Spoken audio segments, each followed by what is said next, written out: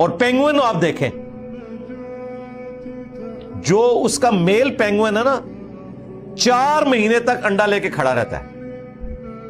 वहां पे मादा नहीं, मादा अंडा देती है उसके पांव के ऊपर, और पांव के ऊपर वाली साइड पे लेके वो खड़ा हो जाता है, पेट अपना साल लगा लेता है। इस दौरान बर्फबारी होती है, मौसम बदलते हैं, वो अंडा नीचे नहीं लगने देता, वो गर्माइश उसको मिलती रहती है। और फिर मादा इस दौरान समुद्रों में जाती है, वो इतनी मोटी ताजा होके आ जाती है, और वो उन 4 महीनों में खाता पीता भी कुछ नहीं है। उसके जिस्म के अंदर जो फैट्स हैं वो इस्तेमाल होती रहती हैं। अब मुझे बताएं, उसे पता है कि मेरे अंदर ये क्वालिटीज है? अल्लाह ने क्वालिटीज दी है। फिर वो मादा आती है, वो कई एक उसने छोटी छोटी मछलियां मुंह में रखी होती हैं, वो चूजा पैदा होता है उसके मुंह में डालती हैं। फिर वो जो उसका मेल है वो चला जाता है, फिर वो आगे उसको लेके चलती है। इस तरीके से अल्लाह ताला ने क्या कुछ कर दिया।